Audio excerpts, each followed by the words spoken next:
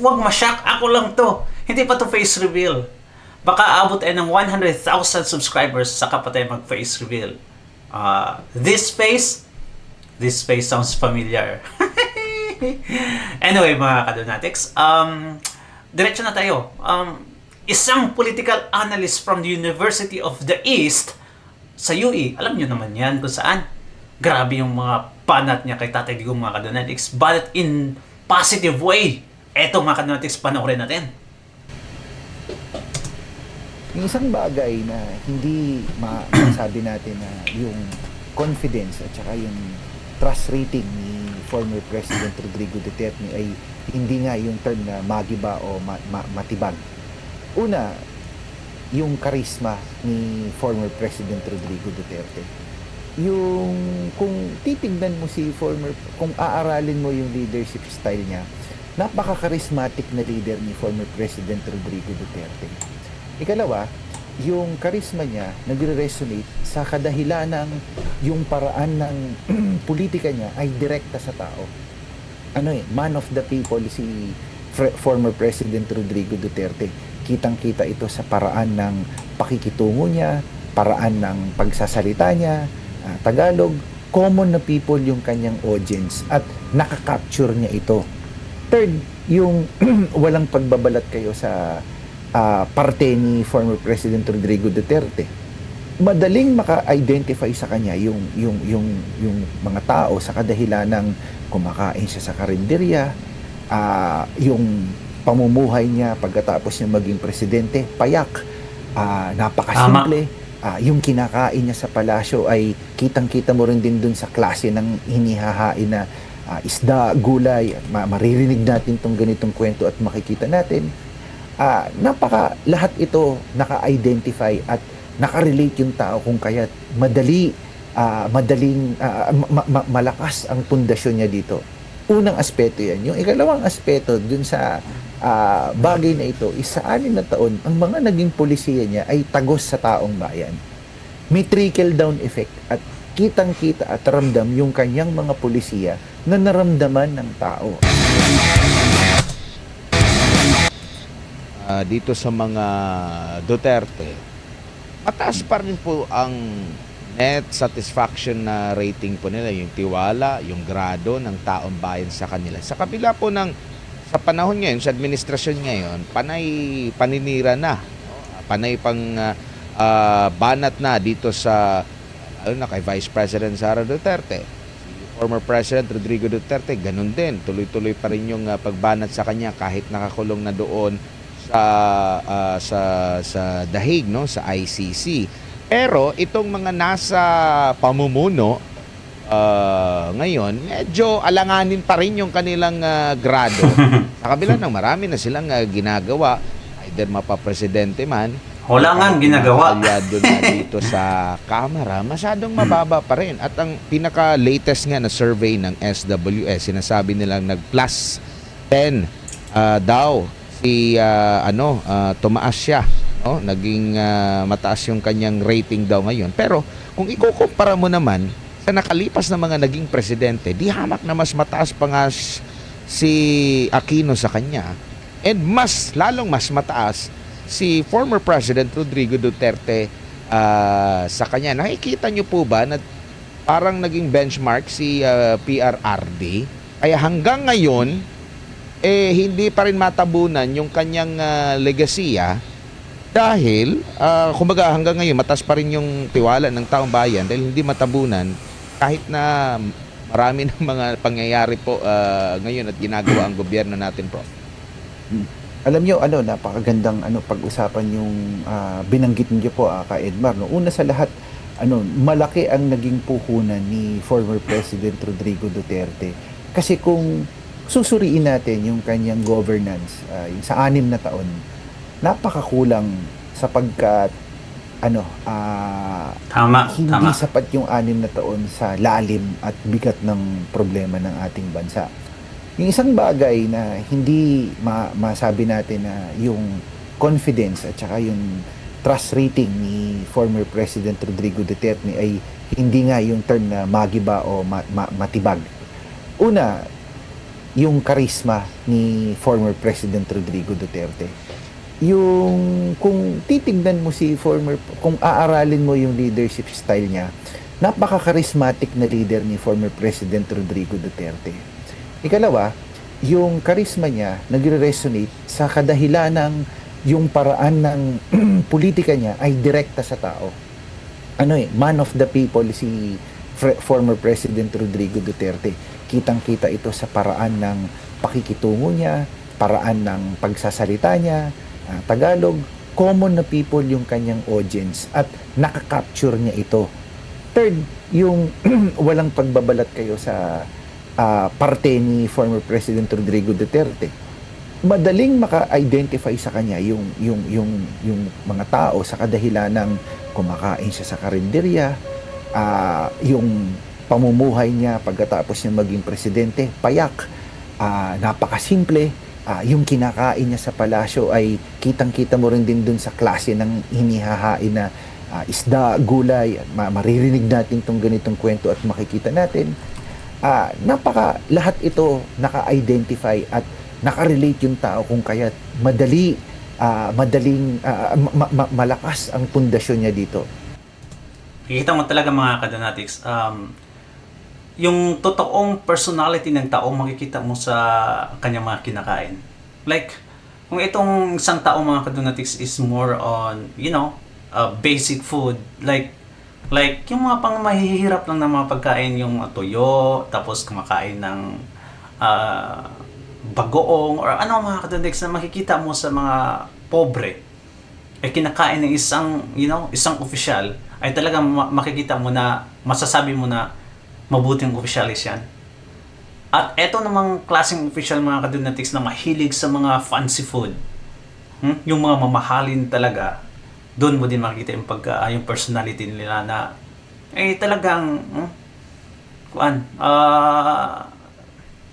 top of the hill talaga mga kadonatics. Hindi basta-basta maabot.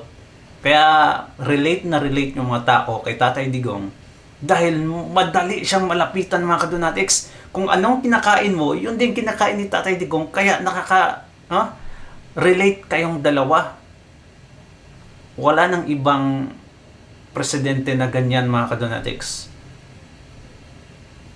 Kaya grabe yung miss natin kay Tatay Digong. Mahirap sa sa damdamin mga kadonatics na ang isang tao, ang tunay na nagmahal sa bansang Pilipinas mga kadonatics ay siyang kinidnap ng mga officialis din ng mga liderato ng kasalukuyan. Can you imagine that? Unang aspeto yan. Yung ikalawang aspeto dun sa bagay na ito is sa 6 na taon, ang mga naging polisiya niya ay tagos sa taong bayan. May trickle down effect at kitang-kita at ramdam yung kanyang mga polisiya na naramdaman ng tao. Yun, siyempre, maganda sanang pabulusok na tayo, pero sa kasamaang palad, tinamaan tayo ng pandemic na yun, naka-apekto din siyempre na malaki sa ating sayang, economy. Sayang talaga. Dito sa bansa natin, pero sa maraming bansa rin din naman. Siya yung unang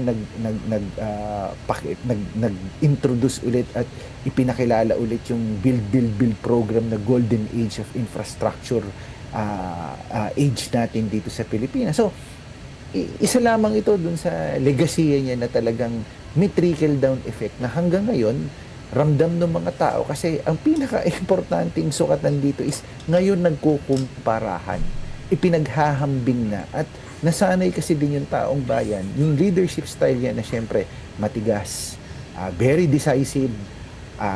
Yun yung naging portrayal ni former President Rodrigo Duterte. So, syempre hindi naman natin pwedeng ipagkaila na iba't ibang leadership style yan. Pero itong mga nabanggit ko ay itong napaka-importanting mga salik kung bakit hindi matibag at ang taas pa rin din kasi nasanay yung ganung yung karamihan sa ating mga kababayan pagdating dito sa ganitong klaseng leadership ni Pangulong Duterte, at yung nag-set siya ng criteria, ng benchmark, ni-raise niya yung bar ng governance. Pansinin natin, Ka Edbar, bakit mas maraming kritisismo noon sa gobyerno, lagi nagkikriticize sa gobyerno kasi people are demanding a lot from the government because the government through the years during the time of former President Rodrigo Duterte was very responsive. Naging mas responsive siya. So people are now demanding a lot and expecting a lot from the government. Opo.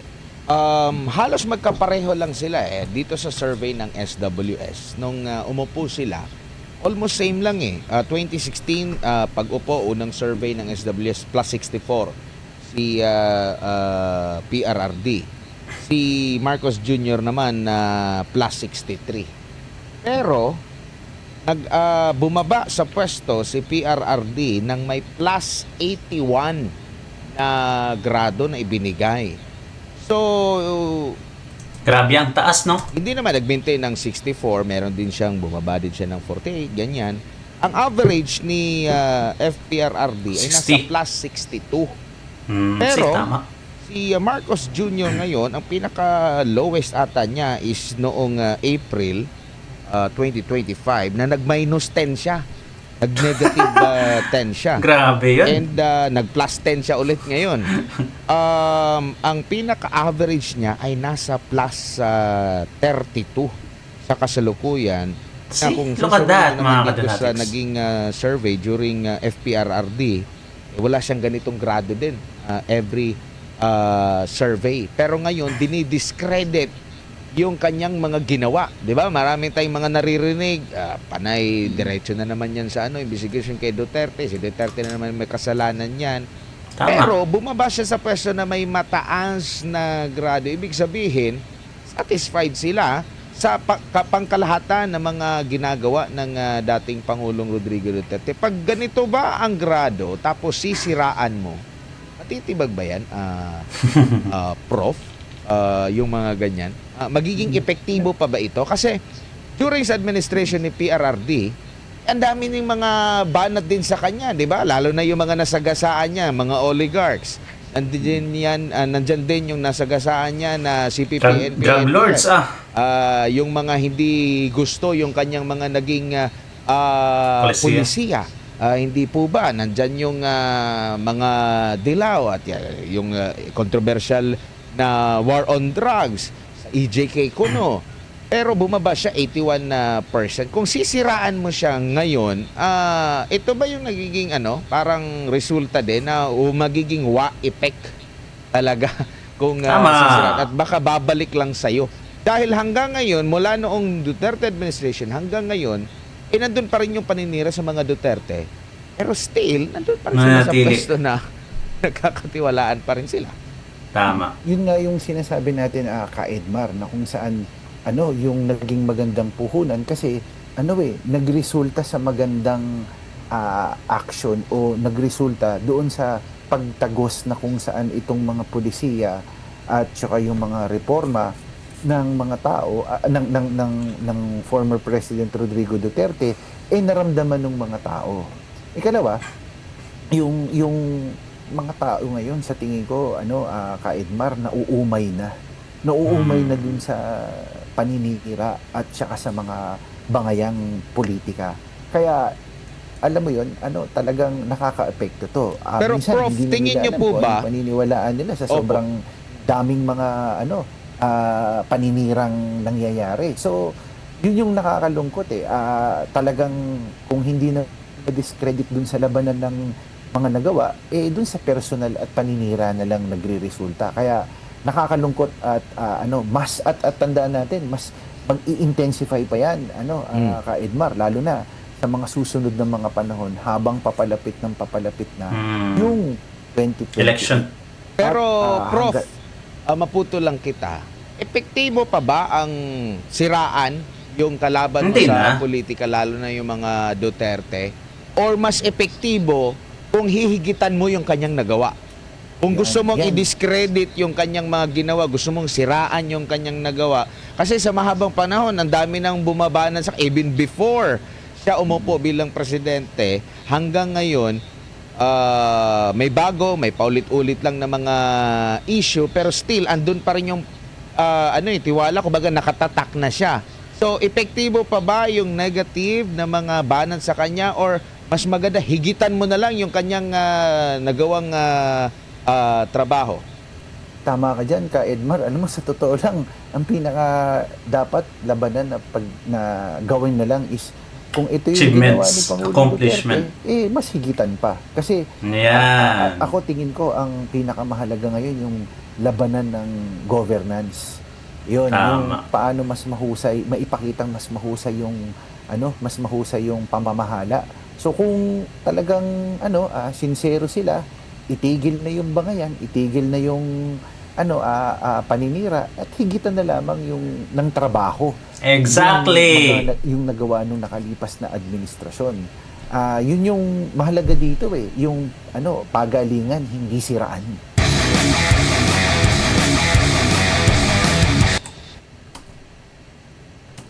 Alright mga kadunatics, di ba? Tama talaga yung sinabi ng political analyst na instead na siraan si Tatay Digong, why don't you lamangan na lang yung accomplishment ni Tatay Digong? Yun yung pinakamagandang paninira mga kadunatics. Ito lang yung mga ginagawa mo. Wala kang, kukunti lang yung mga nagawa mo nung administrasyon mo. Ngayon, lalampasan ko yan. Yan yung magandang paninira mga kadunatics kasi may ginagawa ka. May ginagawa ka. Hindi ngayon yung, this is just a war of words mga kadunatics ang nangyayari ngayon. Paninira dito, paninira doon. Tapos wala namang nagawa. Kaya nga sabi ko, this admin mga kadunatics is administration or government of words. Di ba? Kasi grabe talaga kung makadada sila. Grabe kung makamarites, makapanira sa mga Duterte. Pero, tingnan nyo naman, yung ginagawa nila, hindi nga makakalahati sa nagawa ni Tatay Digong in his first 3 years. Di ba? At eto mga kadunatics, Romualdez. Si Romualdez, handa na daw mga kadunatics na atupagin or how do I call this? Humarap sa ICI, sa Investigation Commission of Infrastructure. Handa na siyang humarap mga kadunatics. Bakit kaya? Well, ang dahilan, dahil private investigation. Hindi isa sa publiko ang mga mangyayari. Kaya mga kadunatics, kung anong man yung niluluto nila doon, we will never know kung anong ingredients ang nilagay nila sa menu. We will never know. One thing for sure, makita na lang nating result yung naluto na. Di ba? Which is, para sa atin, walang dignidad yun. Worthless. Ano sa tingin nyo mga kadunatics? Eto, panoorin natin. Inumpirma ng tanggapan ni dating House Speaker at late 1st District Representative Martin Romualdez na natanggap na ang imbitasyon sa kanya ng Independent Commission for Infrastructure o ICI. Sa isang pahayag, sinabi nito na bukas ang kongresista sa oportunidad na makipagtulungan sa komisyon. Nagpahayag din ito ng buong suporta sa layuning isulong ang transparency, pananagutan at good governance. Tiniyak din ito na handa ang kongresista na humarap sa ICI. Ay, parang nasabihan ata ng pinsan mga kadunatics na harapin mo na lang. Alam ko na yung kung anong gagawin natin sa investigation. Harapin mo na lang para ipakita sa taong bayan na you are sincere, na you are innocent. Pero, mga kadunatics, sino pang maniniwala? Not unless i-publicize nila yung investigation, din tayo may niniwala mga kadunatics na ay talagang sincero itong si Romualdez. Una nang sinabi ni BBM na hindi siyang naniniwala na involved si Martin Romualdez sa flood control anomalies. So, yung investigation ngayon na kasama si Romualdez mga kadunatics is just for clout. Para lang sabihin na, eto, Di ba? I'm innocent. Willing ako na imbestigahan. At ito mga kananatics, ha? Natatandaan nyo ba na si Mayor Baste at si Attorney Torion ay nagsampayan ng kaso kina Boyeng Rimulya, I think kasama din si Torre na ewan ko kung asa na ngayon, at isa pang Rimulya ata. Basta yung mga responsible mga kananatics sa pagkidnap kay Tatay Digong. Alam nyo ba kung anong nangyari sa case na yon? Eto, alamin natin via Attorney Torion. Ito mga kananatics. Anong nangyari na doon sa kasong ipinal ninyo nila Mayor Baste? Grabe nga, very interesting and shocking because if you remember, the members of the Duterte families through Mayor Baste on September 15 filed 9 counts of criminal cases, 9 kinds of criminal cases, 14 counts lahat-lahat before the office of the Ombudsman here in Davao City. Kasi taga dito naman sila, pwede naman yun i-file dito. And that was filed against Justice Secretary Crispin Rimulya and other high public officers such as his brother, si DILG Secretary John Vic. Pero ang nangyari po doon, on the next day, on September 16 po, nagpalabas po ng sulat po si Acting Ombudsman Dante Vargas na ipa-undocket yung mga criminal complaints na yon at ipa-transmit sa Manila yung mga records ng mga cases. But perhaps he realized and through the reply of Deputy Ombudsman Law na meron palang memorandum order si dating Ombudsman Martires dated May 5 of 2025 ordering the twin docketing of criminal and docket cases and administrative cases rather. Na-docket na kasi kaagad yung aming kaso na final. So ang nangyari po, pinatransmit the next day and then pagka 17 nag-issue siya ng dalawang September 17 ng dalawang office orders suspending the implementation of the May 5, 2025 order.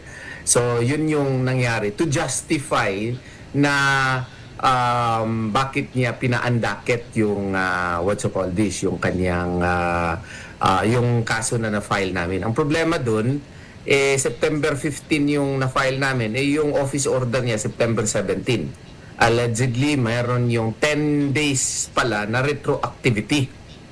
Pinapa-retroactive niya yung effectivity ng kanyang office order for 10 days. Pwede ba yun? Ang problema naman ito is, if you will follow his, ang first question dun, can an acting ombudsman issue an office order that will supersede memorandum order of a full ombudsman, kasi si Ombudsman Martires ombudsman yun na he really went through the process, ang tagal niya, pero kanyang memorandum order pinasuspend lang ng isang acting ombudsman. Pangalawa, meron pang office order na na mag-retroactive effect.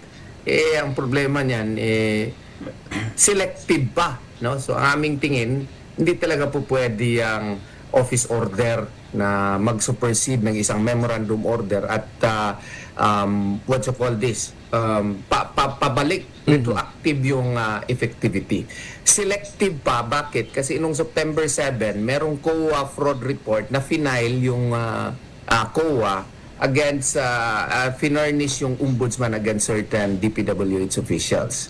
Tapos nung September 11 din, si Vince Dizon filed a complaint against DPWH officials and allegedly meron pang preventive suspension order na pinasa si Acting Ombudsman Vargas.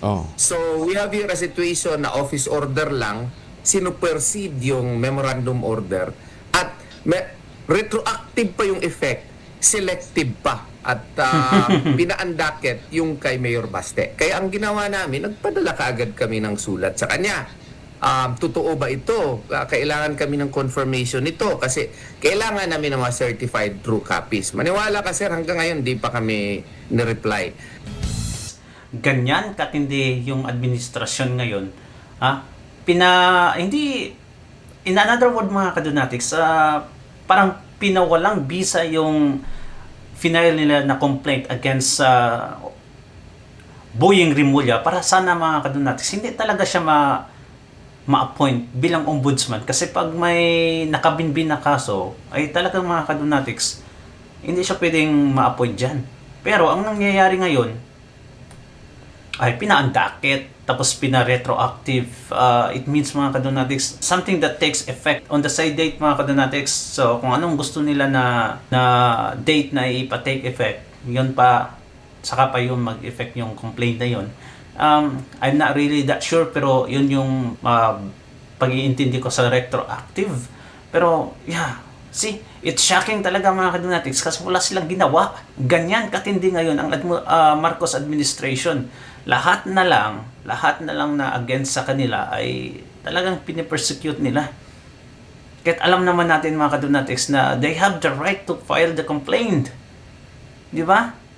Pero ay ginagawa nila ng ways para ma-suspend yung case. Well mga kadonatics, ganyan katindi si Marcos.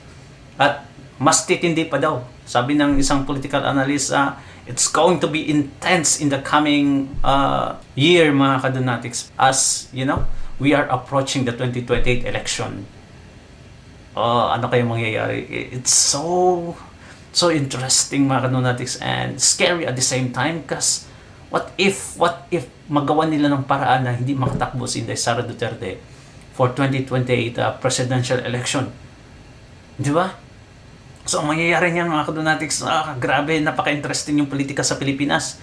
So, yung mga supporters ng mga Duterte na which is alam naman natin na majority tayo ay talagang bubunutin o bunot naman tawag dyan, i-appoint forcefully itong si Baste or si Pulong. Basta lang may mapasok na Duterte mga kadonatics sa Malacanang. At for sure, 100% mananalo pa rin yan. Huwag lang dayain ni George Garcia na alam naman natin mga kadonatics na napaka-bias na chairman ng COMELEC. Anyway, thank you so much mga kadonatics. Comment down below kung ano yung mga opinion nyo kasi babasahin natin yan lahat. And once again, 100,000 subscribers, I think mga kadonatics, we will remove this filter. Okay? Mas okay na lang siguro to kaysa mag-mask, no? Please comment down below. Para malaman ko. Thank you so much and once again, God bless you and ingat palagi mga kadonatics. Bye-bye.